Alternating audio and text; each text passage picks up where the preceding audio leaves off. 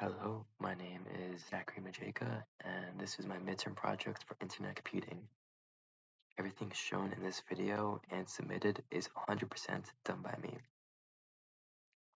Continuing on, for the hardware and software used in this project, all code was written and tested in IntelliJ, and further testing was done in external browsers such as Microsoft Edge, which was mostly used for styling and really seeing how the website would look to a user that was accessing it in the real world, which really helped me create a website that I believe is appealing and modern looking. For features implemented, I feel that this project was very successful and contains all required elements and features that were supposed to be included. And as shown below, you can see the standard nav bar, which has the logo, which I created in Photoshop. Home, yurts, activities, reservations, and comments. They're all functionable, which I will demonstrate soon. And on the right side, you can see a screenshot of how the hamburger icon looks on smaller devices and how that layout looks. It is expandable, and you could also make it smaller. It's fully functionable, is my point. And now I will continue on to review the code. Okay, so now this is the code for the whole entire website. It's just going to be a brief overview of the workflow and the general functions. Throughout each file, I left a lot of comments about the function, but this was to help me, but also to help readability for my code. But anyways, throughout each file, I use Bootstrap for all the styling, and it could be read through here, but it's pretty simple. And it's just the index file, it's the home page, which I will show in a second. But it's also, all this information is mostly taken from the example that we were given. It's just fake data, but in every real case scenario, it would be replaced with actual data, of course. So for the yurts, once again, it's all for the styling. A lot of it was just copy and paste for the nav bar, which you'll notice each file starts almost the exact same, because the nav bar and the logo needed to maintain throughout the whole entire website. Some basic information down here. Activities, once again, you can see it repeat, besides some adding styling and stuff. But down here, we have all of our JPEGs. So, as you can see here, each JPEG is included. They were just standard pictures, which I thought fit the website that we were trying to build. And as you can see on click, it goes to show image, which enlarges it. And down here, you could see I included image preview, which is the actual function it's a global attribute pretty much, that allows you to enlarge the image below what you actually have on the screen.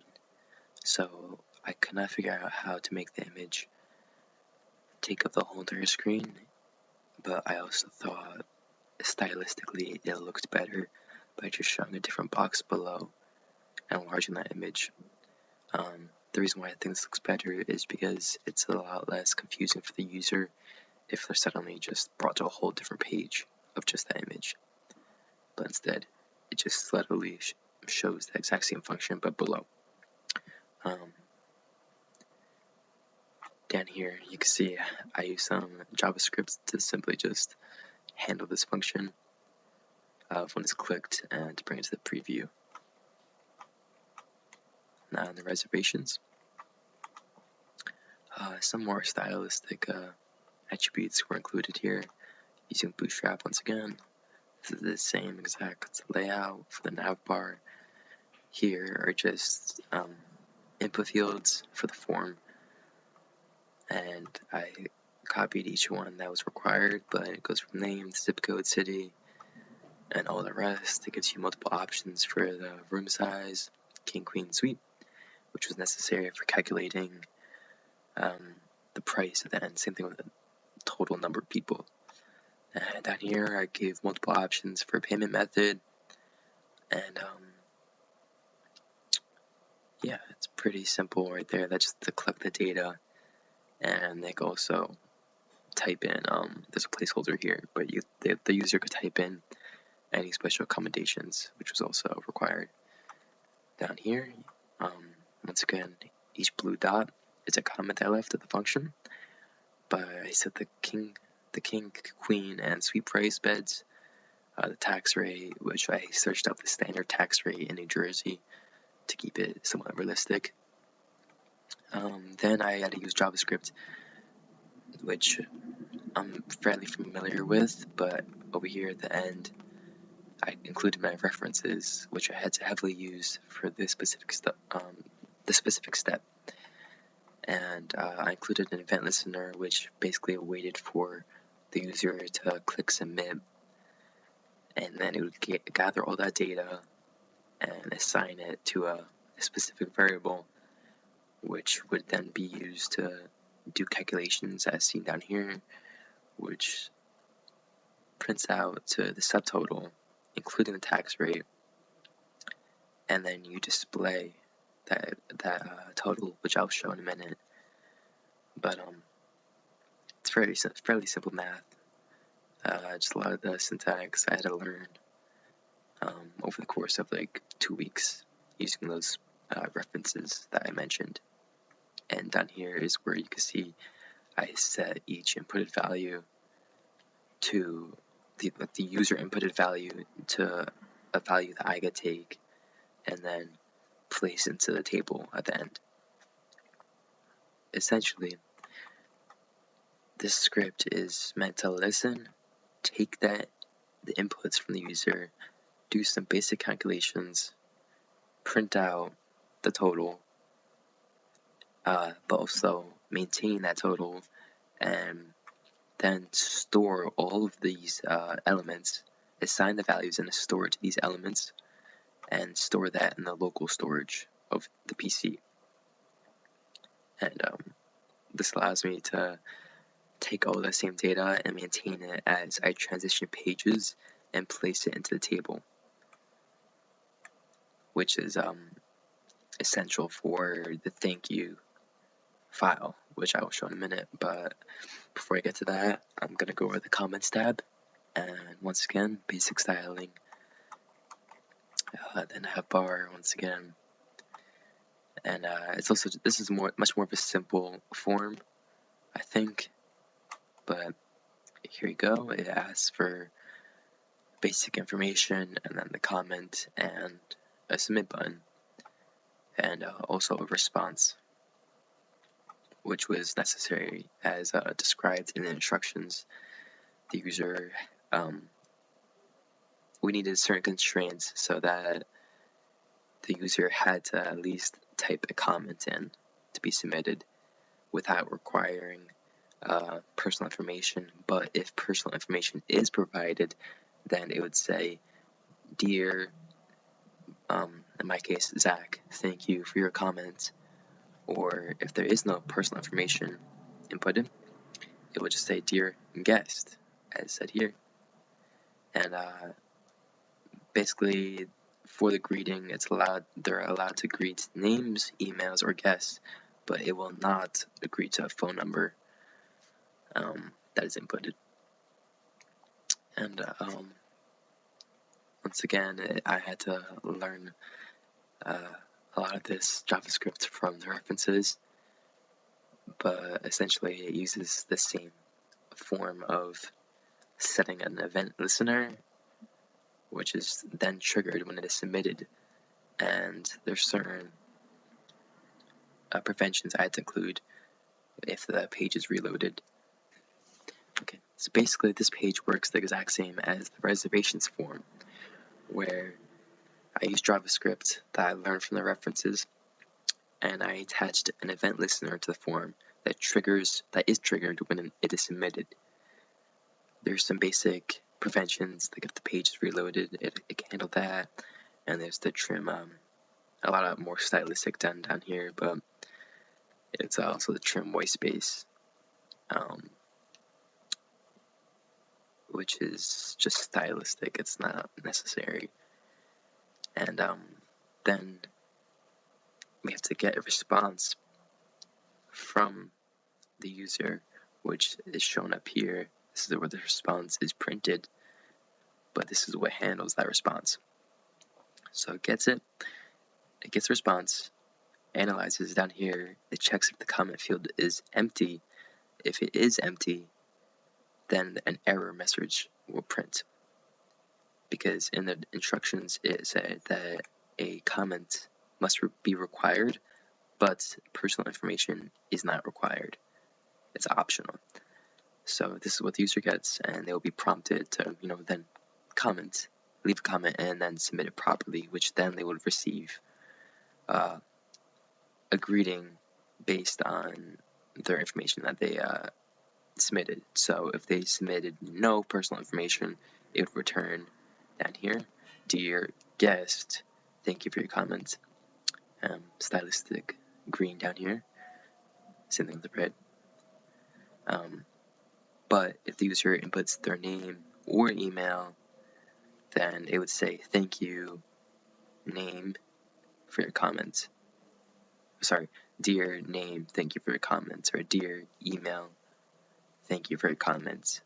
It would never say, "Dear phone number that the user inputs, thank you for a comment."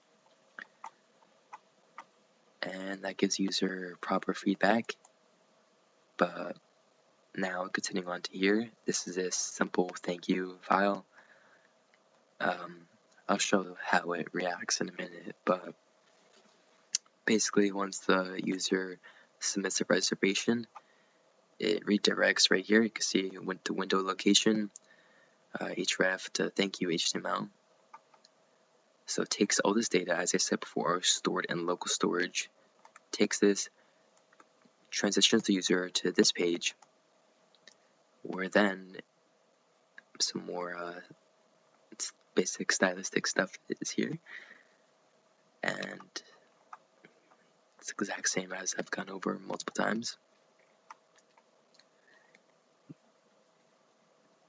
But down here, you can see where I build a table just to handle and filter all the data, assigning the user input to the proper element, which is all done down here. This builds the table up here. This fills the table, essentially. So, as you can see here, we get the data of the reservation data specifically from the local storage. You see here, local storage get item reservation data, which is what it was sent to. Then we take that data, if reservation data, which means if there is any data, then it will go through this. But if there's no data, then there's nothing to be done, that means that some type of error has occurred. But anyways, we display the user's name. If the user did not input a name, they would not be able to submit it, so we have some type of name.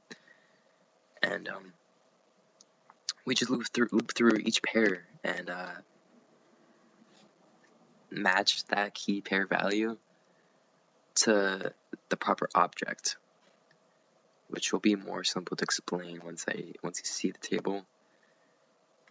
But down here is some more stylistic, just filling. It's getting the data, matching it together, and then filling each row properly with the correct data so it all matches up. Like you see here, the corresponding data, that's where you set it. And then you append each row together, pretty much, so it builds the proper table. And that's that. Now I'm going to go through here. Okay, so as I was explaining before, This website accommodates for larger and smaller screens.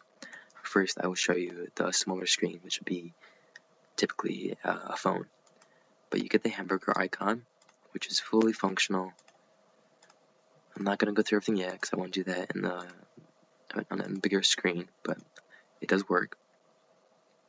Now we make it larger and it transitions to the standard navigation bar. So this is Zach's Getaway Resort.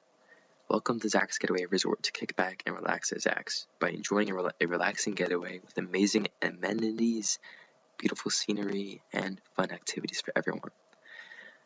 A lot of this data was simply taken from the example that we were given, but it's fake values. This is not a real place, of course. We could go to the Yours tab, which is once again the same exact data that was given from the example. It's basic information, but it can be replaced and expanded to whatever I desire. Activities. This is also how I was trying to explain before. In the directions, we were told to make when the user clicks on an image, it's supposed to take over the whole entire screen. But this option of using image previews built into Bootstrap and just it's simple JavaScript, and I think it appears a lot simpler and easier for anyone to understand what's going on, because if an elderly person would click on this and an image would take a whole entire screen, they may not know how to get out of that screen. But this option, I think, is a lot simpler and better looking. But these are basic images I pulled from online, which I will include in the zip file. Now let's go to reservations. A lot of this data is going to be fake, but I'm just going to keep it very simple. And in a real case, a person would input real data, of course.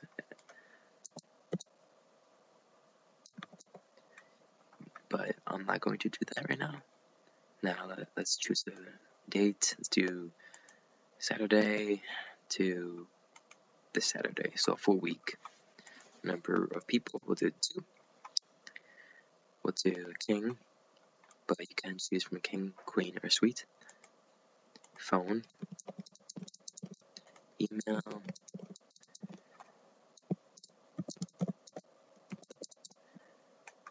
you choose your method type, how to discover, and card number. Special requests, we'll type none. And down here, instead of just including a submit button, which would bring you to the thank you file, there is basically a confirmation file. I also included this calculate total. So this is what you get here. So basically I included this because if this is out of the person's price range, it's just fair for them to see that and make changes based on their needs and what they can afford. So if you can see here, I say, hey, their price range is actually a lot higher than this. Let's switch it to suite. Recalculate, and it goes up. Now, all this information is good. The person can go through it, but you can submit it now, and it moves the user's window into the thank you file. So as mentioned before, the program takes the user's inputs, sorts it to specific values in the beginning, and then stores that in the local storage. So now in this case, we have all that data, now we need to sort it. We do this by first ensuring that each field value is corresponding to the user's details that they inputted. So the program goes through and makes sure each thing is set to what it should be and there's no overlapping data. We can scroll down and you can see everything is here. Everything that the user inputted, that I inputted, is here as I typed it in, same total. But so now we have all the data. Now we need to append it to each row and then append each row together to form this table. which I think looks very appealing and modern, clean, and concise. Now, to the comments tab. I will demonstrate each form, each case. So if the user comes into the website and clicks submit, they can't type anything. Now let's put their name in, but there's no comments. It still does not work. Okay, let's give her a name. Let's type, what a great place. What a great place to visit. Submit. It says, thank you guest, or dear guest, thank you for your comment. Okay, well, what if the user also inputted a phone number? It still returns, dear guest, thank you for your comment. Okay, but what if the user also included an email?